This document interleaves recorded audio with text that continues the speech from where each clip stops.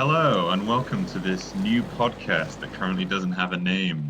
My name is Ed and I'm joined here with my good friend James. Say hello, James. Hello. This is sort of going to be a discussions-based podcast, nothing too crazy intellectual since we're not very intellectual ourselves, but we're going to delve into some deep topics. Chat shit, get hit. Yeah. feel free to own us in the comments if we get anything wrong.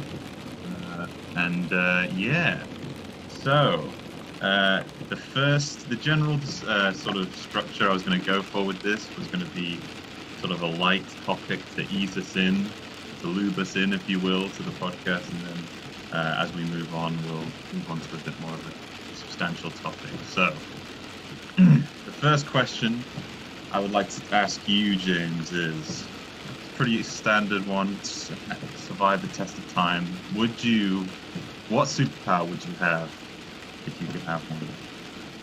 So I was thinking about this, and it depends, do I have to use my superpower for good, or can I just have my superpower? No, not at all. You can just have it. Because if I just had it, I would just want to be super fast, because then I would never be late, and if I was super fast, then I wouldn't also have to pay for travel, which is really something I don't like to spend money on. You say super fast. How fast exactly? Super. I don't know. Let's go for the speed of sound. That might be a bit loud. I don't know. Maybe that might be a bit loud. But if I was the speed of sound, it wouldn't take me very long to get to America or something. So Well, as long as you were just the speed of sound or just under, you wouldn't break the sound barrier. So it's not like you cause sonic booms. Maybe let's go under the speed of sound so we're less noisy. Although it would be great if I also had a muffling device so I could be really quiet too. Yeah, otherwise to go, oh look, there's James again, zoom. I just want to get places quick. It's funny, yeah. I don't know, for altruistic powers it probably have to be, something else. Or maybe more Machiavellian things. I'd like to know what other people were thinking, because then you'd know their motives. You already have that power,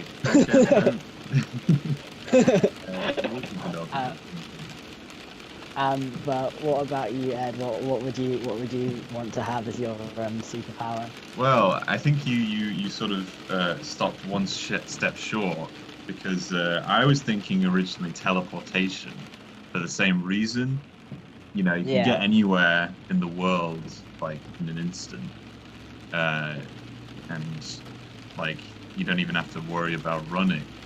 There's a few problems with this though, and this is a problem that I think you need to think about with any superpower, is that unless you are going to be like a superhero, type figure, you want to pick something that's going to be easy to conceal. Teleportation is a bit easier because you could sort of just say you wanted to get to your office or something. You could just teleport to you could teleport to the office loo, and then nobody would know. Exactly. But even then, it's I feel like eventually you'll slip up, and someone's gonna walk in and then just see you come out, even though they didn't see you walk. You know what I mean? Eventually. Yeah. Someone's been sitting there having a shit for a long time. They're gonna know. God, yeah. It's that feeling you get when you're in the toilet and you feel like you can't get out until the other person's left. There's a moment of shame. A moment of shame, you gotta wait. But other than that, thing is superpowers, I feel like are just gonna make you lazy, even more lazy than I already am. So teleportation makes you super lazy, and telekinesis is another one. It's a lot easier to conceal because I probably only use it in the house. Something what do you mean by telekinesis? Stupid question. Lifting stuff with your mind, basically. You ever seen the movie Chronicle? No, but I was thinking of Matilda. Yeah, exactly. Yeah, that's exactly it. Just the remote's all the way over there. I think that's where we differ. I would like to not teleport and stuff because I'd actually like moving. So I would. Well, that's the thing, yeah. Running super fast and stuff. But yeah, I don't know. I guess teleportation would be very ideal, and it would remove. Or I think another really good superpower would just be able to fix things. If you could just like Yes. touch something and it fixed, because you know, like your laptop breaks, you fix it. Your phone breaks, you fix it. The boiler's gone, you just touch it and you fix it. You broke your leg, you fix it. That would actually be a really great superpower. And it's also quite easy to conceal because it's like, say your friend is just like, oh, can you fix my phone? It's like, oh yeah, I'll give it back to you tomorrow after I fixed it. Like, you don't have to, you know, you can You do could it charge without them people. looking. Yeah, exactly. You can make loads of money. You can make loads of money just for having magic touch fixing powers. That you would act, but very quickly I can imagine you become quite like a cult icon figure if you could just magically fix everything. You'd be like, oh, you know, this guy, he can fix anything. Before you know it, people would be like, you'd be on everyone's Instagram stories being like, yes. Oh my god, yeah. This is yeah. But if I was a sort of like over the top, you know, kind of save the world, well, to be honest, telekinesis would be good. I can't help but avoid thinking about like the movie Chronicle and like Akira, how telekinesis basically always makes you into a psychopath that like, you know, makes you go crazy. But for fighting crime, it would be pretty overpowered. It would be like you just fling people around. Well, being a criminal would be pretty overpowered because you could like basically hack into a computer without ever leaving your fingerprints on the computer on the keyboard. Exactly. And if you knew how, so like I think you could do some really shady things if you had the power of telekinesis. But this is the thing with all super strengths or abilities, there was also, you know, an element of morality to it. It's like, what do you use it for? Well, you know what they say, great power comes great responsibility. I think Batman the truest superpower is to be super moral. That's probably what the highest, most superior form of superpower is. Are you saying that everyone in their own way has a superpower, James? Is that the message of today's episode? I think I don't know, because I disagree with a lot of people's morality, but I think everyone has the potential. No, you're not special. But I think everyone has the potential to have a to exercise morality and to be a superpower. But everyone's morality is different, so you know. You ever seen Spider-Verse? Anyone can wear the mask. Everyone can wear the mask, but you know that doesn't, like, a baddie could therefore you wear the mask. Well, that's like everyone, like it's all. I think it's morality, but everyone's morality is different. So that's basically, we're just happy that superpowers don't exist because all the stupid people. You know what? We know what happened. All the stupid people would end up getting the superpowers, and we get fucking nothing. Or we get a shit power like Storm from X-Men. Or what the guy's name, Morph, the guy who died in the first episode. We get shit ones like him. Yeah. That's knowing my luck. So. But yeah. I don't know. I think I don't know. Yeah, I think there's different everyone has a different superpower. Like if you play D&D, everyone has a strength. It's whether you want that one or not. Strength. Everyone has a strength and a weakness. You know. Yeah. Because like you could be stupidly good at fucking making music or repairing things, basically. But you can't do your taxes, or you know you have like. Or you have like a serious addiction that gets in the way. You know, like you could have amazing potential for something, but where there's often an extreme potential, there's often an extreme deficit. And when someone's very balanced all around, they're neither extremely good at anything or extremely bad at anything. That's kind of, at least how I see it. Yeah. And even like that comes down to people with like different abilities and stuff. So for example, from my perspective, I don't know. You might have to edit this out. I think Downs people are the kindest, sweetest people on the earth, but their cognitive ability and stuff varies, but they still have great potential somewhere else where other people, a lot of like more able-minded people, are pretty fucking rude and nasty. So everyone has potential. Just the potential and deficit lie in different places, is what I would say.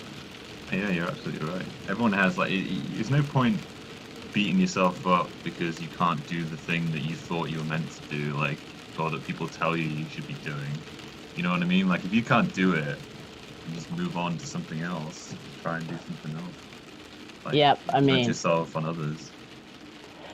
yeah, definitely. Don't like. It's very hard. You want to pigeonhole yourself because often the things you want to pigeon yourself into are the most are really often deemed by society really desirable.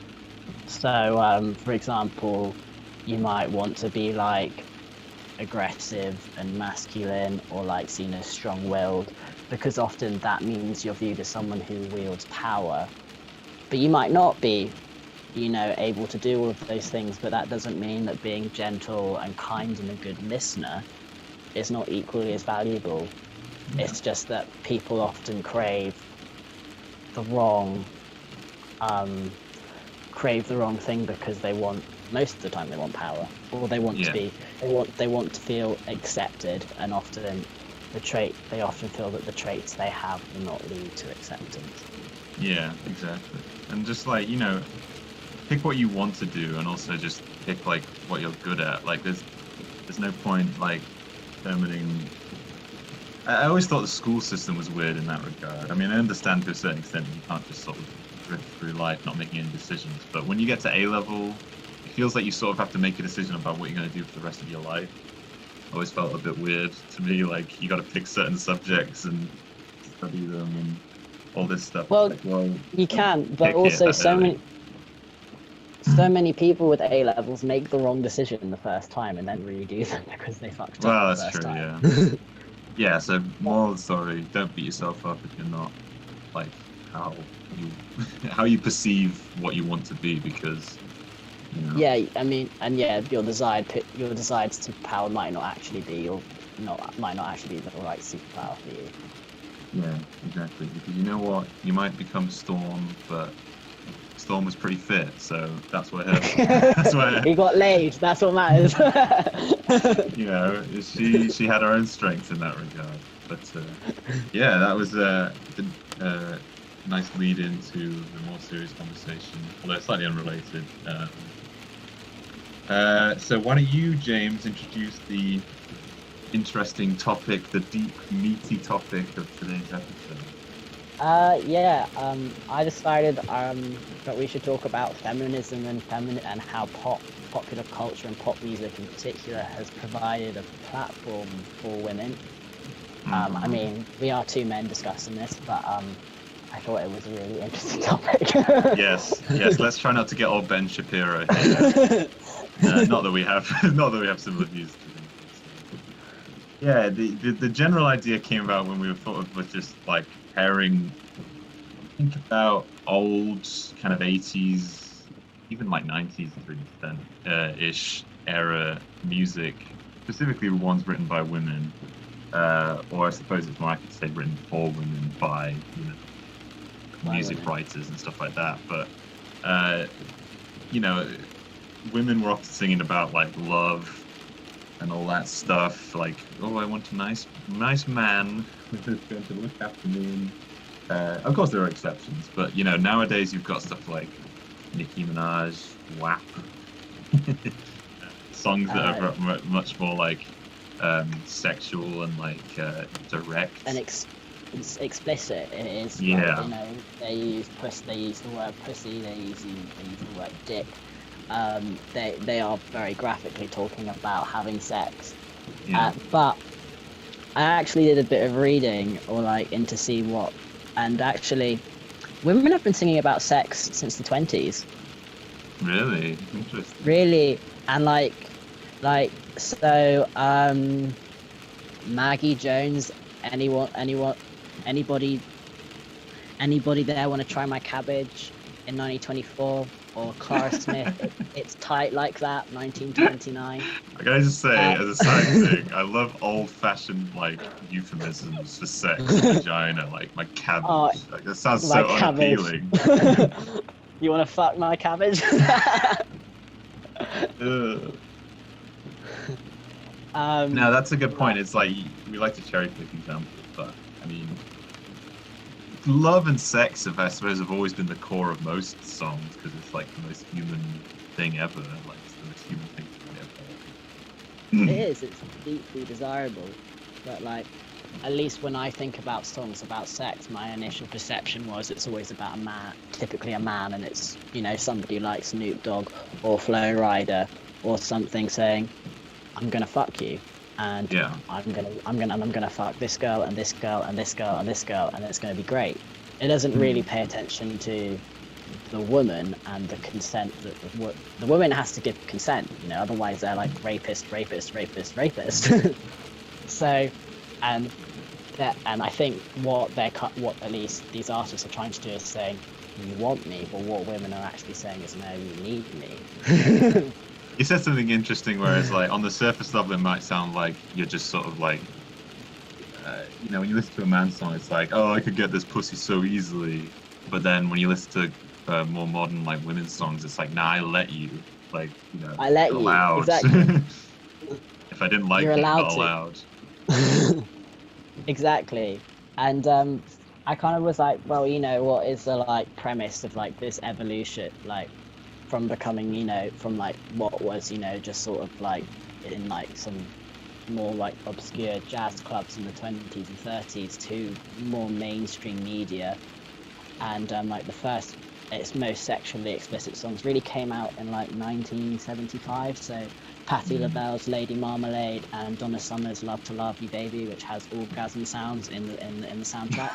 And there is a 17-minute mix of it if you really want to, you know, have a listen to that.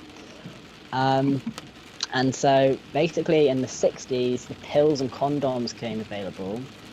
And then in the UK in 1969 and in the USA in the early 70s, late 60s, the divorce, basically before that, if you wanted to get divorced, the husband had to be for drunk, mentally insane, desertive, had to be proof of adultery, but it was changed so fault no longer had to be a reason for divorce. If you as a married couple didn't get on, you could just get divorced. So the binding contract of marriage would no longer restrict. So that made women freer to be more sexually liberated, sex without consequences, and not being like, you know, married from a young age. Women were also more educated, better access to education, so they were more empowered. Yeah, so taking more independence and like, you know, saying about who they want to have sex with. So I get to choose who I have sex with, and I'm gonna have sex, and you know. Yeah. And then also in 1981, MTV launched. So 1980, so that provided music, that provided videos and stuff. So women could then suddenly see, like suddenly, you know, they had to create. There was another music videos became a much bigger dimension than they already were. And so, well, you know, sex sells. So why not put it on why not, you know, make videos about it? And then you see things like Salt and Pepper and Push It and things like that get bigger. And then in the mid 90s, porn, like because of the internet. And then you see people like Lil' Kim and who else? And then like, you know, Britney Spears in the early noughties and stuff coming to the fore. I suppose that's the thing. It's like there's a sort of dichotomy where, on the surface level, it's you know, women should obviously, they want to be more sexually like liberal and like, you know, all this stuff. But there's sort of this flip side where it almost seems a bit sexist to be, like you say, having music videos, you know, sometimes directed by men, like with women in like scanty clothes and like really sexualizing compromising themselves. them. Yeah, definitely. I mean, the music videos I watched from the 80s, like one of Sinead O'Connor's songs, well, I can't remember what it was called now, but it was actually, you know, it was quite tame, I'm going to say. Like, it was just her, I think, let me find the song, what it was called. But it was, you know, it was just her standing next to a load of flowers and then maybe licking a bit, like licking a flower. Scandalous. But like she was, you know, she was wearing, you know, full clothes, all of, you know, it was all nice, you know, it was pretty tame. I think it was more the like, I want your hands on me. That's the one. That's what it was called, Sinead O'Connor's song. So. I do think like for the most part, it's because I feel like most of the target audience, strangely enough, for those types of music is still women. It's still women. Yeah. Yeah. So like, it would be silly to say it was being sexualized for like a male audience. I mean, to a certain extent, it's true, but it is true. But I think I'm not a woman, but I understand that part of like the appeal of that sort of thing is like, wanting to feel sexy and like, wanting to sort of get a taste of that feeling of being sexy rather than just like being an object. Yeah, not just being an object, being an empowered human who is in control of her sexual experience. And like, yeah, that sex, although it has been a big drive through female pop, empowerment has also been another major theme. Like from Aretha with R.E.S.P.C.T. Respect, Dolly Parton 9 to 5, Diana Ross I'm Coming Out, Beyonce, Run the World more later on, Robin Dancing on My Own, the theme that I don't need other people to make me happy, I am my own source of happiness, I don't need men. There's like both these themes of I will have sex and I want to have sex when I want to, and an idea of I don't also I'm not your thing. You can fuck off if you think I'm your thing. I'm not your object. And I suppose this comes back to like the Nicki Minaj thing. If you listen to the lyrics, it's very much like I might even go so far as to say it's like sexist to the other degree, where it's kind of like very high expectations of the man. I wouldn't go that far really, but like it's almost like you gotta make my pussy wet, basically. You gotta do your job well. Yeah. It's an equal partnership. You gotta it is. It's fill your end of the bargain. Definitely contractual. Otherwise, it's just it's not. It's then becomes like because one-way relationship. It becomes a one-way relationship, and that's not. I don't know. And that goes back to very old-fashioned views of women, that women were property. Yeah. And the whole concept of having a dowry, and basically a father, selling his wife, selling his daughter away and stuff. And this is all about women saying, no, I'm gonna get sold by my dad. Do my own thing. You're gonna do your own thing. And another thing that I noticed while I was like looking things up, most of the women who write and sing about these lyrics are women of color. Like the trailblazers in these form of pop has been women of color repeatedly, from Donna Summer to Maggie Jones and Clara Smith in the 20s. They were women of color too. Or you could say more liberal ideas type thing.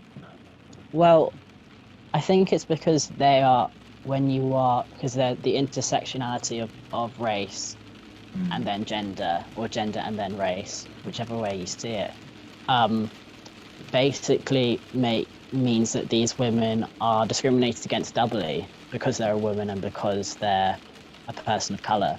And so that means that the incongruence of society is they see it all the more clearer, because not only are they getting shit for because then not only are they getting they're getting doubly sexualized, say being exotic, or then also just being seen as like a woman or whatever. And so these women, you almost have to push back, like if you're being they're oppressed. Pushing back. Yeah, they're pushing back the hardest because they're like, fuck you, I'm gonna that's so true. I'm good. Like I'm worth more than that. Yeah. And so I think it's also just broadly like it's I think it's helpful that these are sort of mainstream songs and art and stuff that has like that is more open about sex and stuff. I think we still have a bit of a weird relationship with sex as a society, where it's almost like something to be ashamed of, or like brushed away, or not in the limelight type thing. I think people are prudes, yeah. Yeah. They're Yeah, that's basically what I'm getting at. they're embarrassed that they have these urges, and they don't. I think because people don't. I think pop is a good outlet to discuss sex because it basically addresses it's fast spread. The popular culture is fast spreading. Most people know. Most people interact with popular culture, Whether you and like it or not, it's probably the most influential thing on your childhood if you grew up with it. Like, exactly. well, Like vague memories of going to like getting my hair cut as a child and seeing MTV on the television and there being like rappers like talk on, and then like a load of women in quite skimpy underwear dancing around the rapper. Like that is very much firmly ingrained in my memory. I wonder why. I was gonna say, like, yes, oh man, MTV was so good back in the day. It was like, that was like almost the goal. It was like trash, but it was really good trash. You know what I mean? Like Jersey Oh, Shore. definitely. I mean, I can't say Um, I watched much MTV, but the music videos I was always down for. We only had exactly. five stations growing up, so it was Kind kind of of a, in a way, it's like a shifting art form in a way than the whole music video thing. I guess because of YouTube, it's more of a thing, but also I don't know. You wouldn't really listen, the whole thing with MTV was like you'd see new stuff and you just watch whatever came on. Like you wouldn't go out and look for stuff. You know what I mean? Like on YouTube, you kind of have to look and search for things you want already. MTV would yeah. like, expose you to new It'd be stuff. like, be like, here is the top. Here is some stuff that we think is really good. Mm. Oh, like this is like what's really popular right now. And when you would watch it, you would then basically absorb the values of that the producers and stuff, and the directors, and the artists presented, and those would be the values that you kind of would come into your psyche and how you thought. Because this is the So thing, like, no matter the content of these songs, they're coming from women and, like, having more female voices in pop, and stuff. Yeah, I think that's always going to be a good thing. Like, have definitely, a balance of power. But to I play, mean, like, devil's advocate, Fox News broadcast, for example, I mentioned earlier how, like, pop culture has a big impact on you. Do you think that this is going to like shape the way that young girls, because realistically, I feel like a lot of girls listen to Nicki Minaj and stuff like that, even though maybe they shouldn't be. Like, do you think that's going to have an impact on their sort of values, on their way of thinking at all? definitely. I think a lot of these artists and stuff are also on social media, and body image is really, really important to women. Yeah. Yeah. Because women are still vastly more sexualized than men. And what is encouraging is that a lot of these women, they aren't really, really thin. A lot of them are quite curvaceous. So people like Lizzo or Doja Cat, they're both quite Megan Thee Stallion, Beyonce. They're all quite curvy women, and I think that is, that kind of says to girls, you can be beautiful, you can be empowered, you can have a voice, and it doesn't matter what size you are, as long as you own yourself and you're proud of yourself, you can achieve anything, which I think is very important for girls to know, especially in a society which focuses so much on appearance.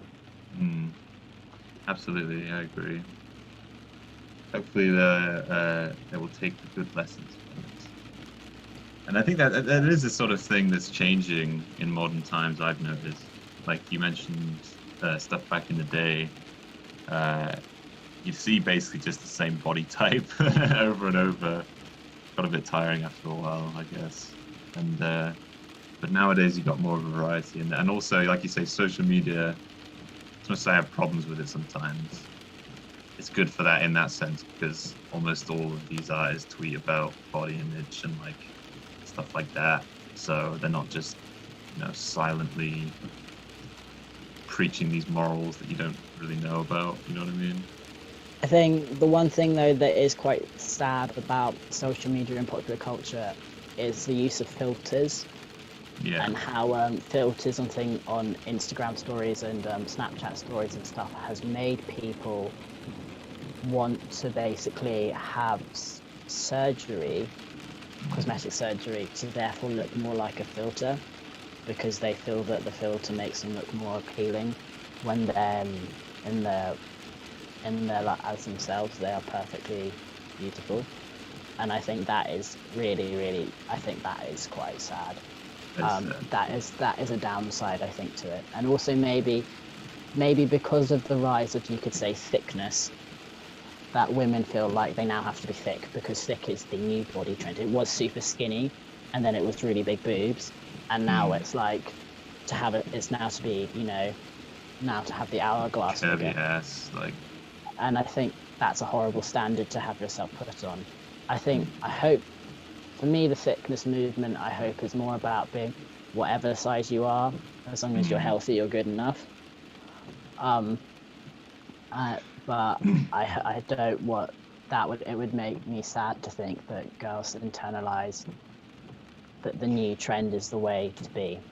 This is the thing. Like, again, not to get Ben Shapiro or anything, I'll explain why I'm going to say this. Like, when the whole being big is beautiful thing came out, I was always a bit iffy. Not only because it's not actually healthy to be fat, like at least not obese. I'm not talking average size, obese. Yeah. But I think the main thing is you should try and promote a variety of body sizes, like whether that's thin, average, thick, anything in between. As long as you're promoting a wide variety of it and not just having one and saying, oh, this is what's hot now. You know what I mean? Like, because people can't change that quickly, and nor should they want to. Like, it's you always have people trying to keep up with these trends, like trying to be thick and then fat and then thin again, and it's a waste of time. But as long as you promote a wide selection of body types, then people will maybe start to feel like they're more happy in themselves no matter what they are. No, I agree. I think it's the diversity of physical appearance is important.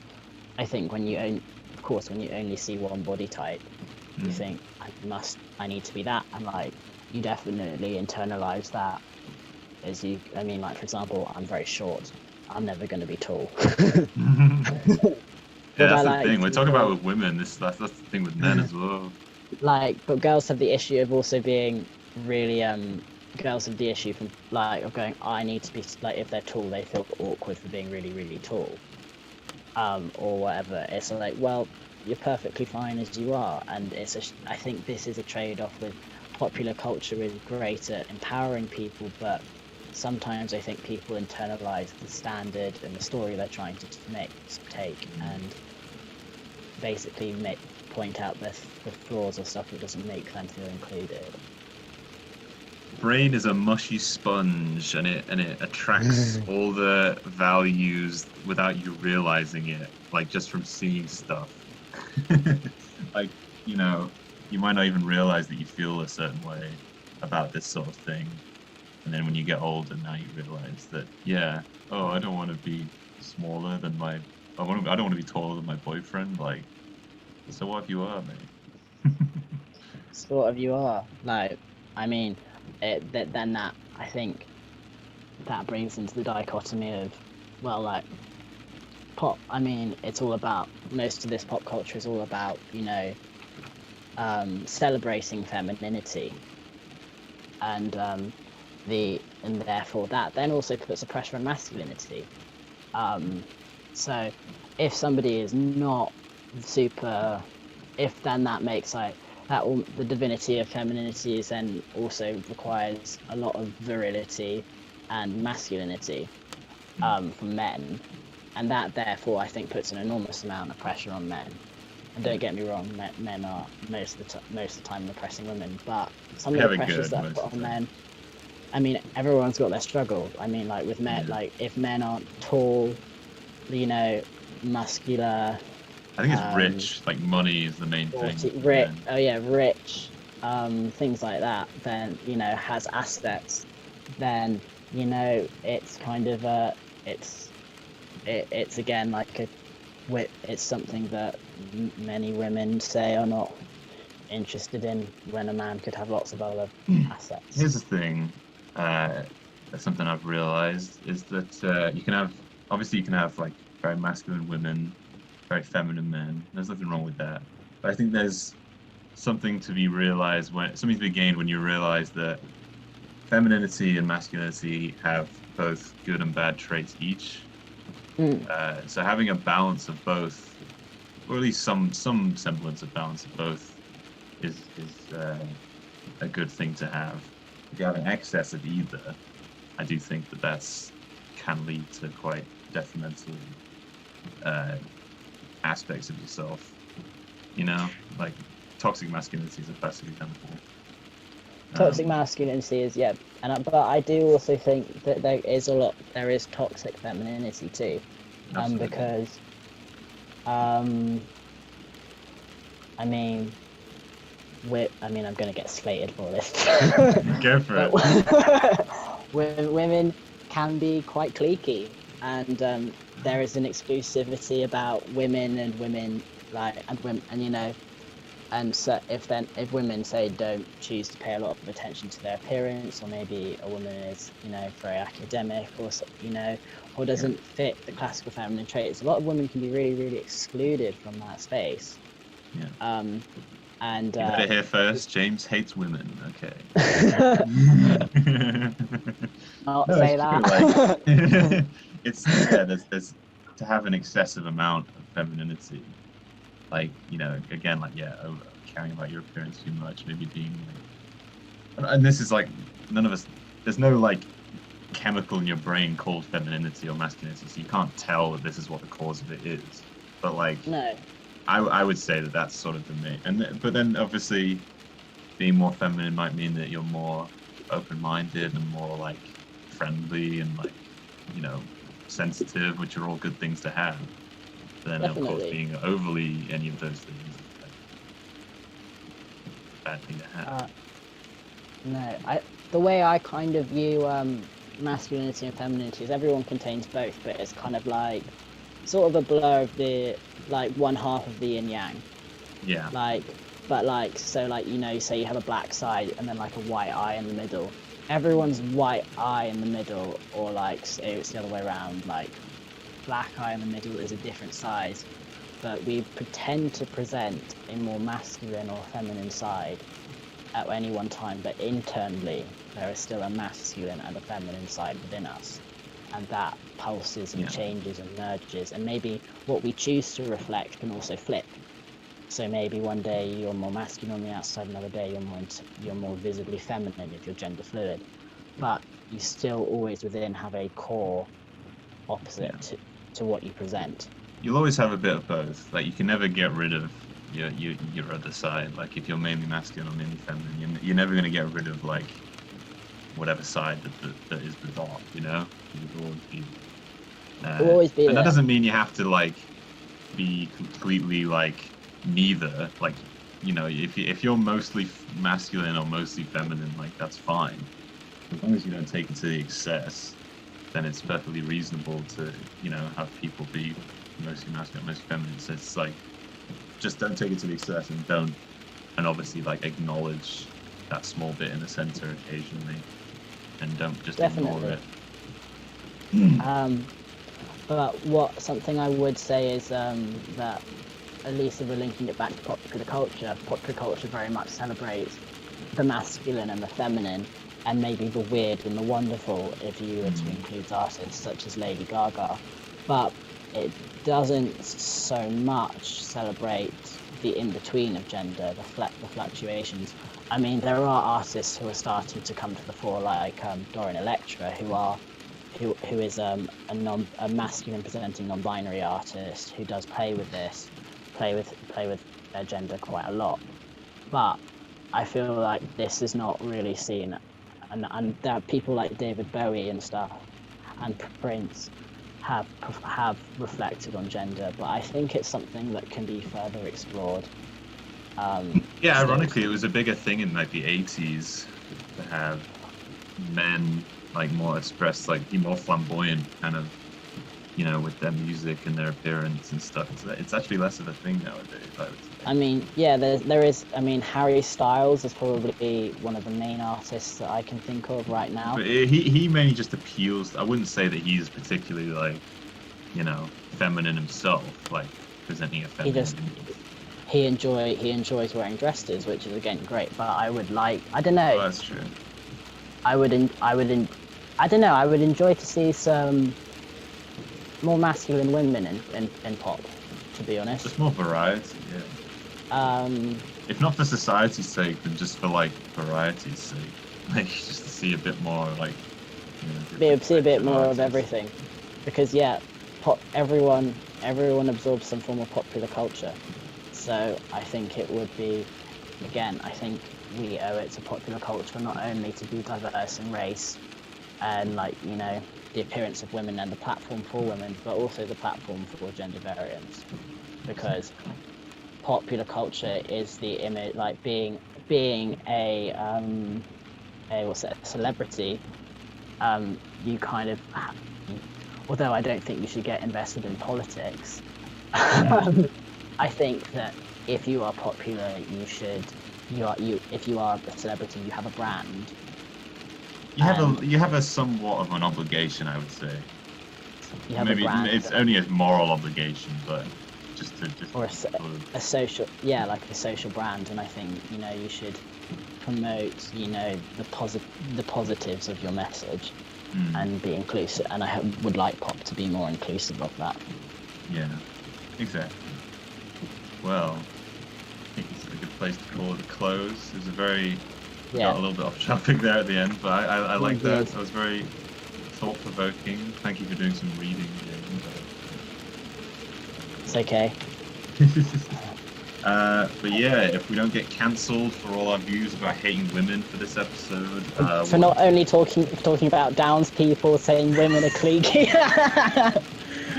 The next episode will tell you all our controversial views about Trump and how he's a great guy. James in particular really is a big fan. But yeah, hit us up. That was a joke, by the way. Just didn't understand the silence.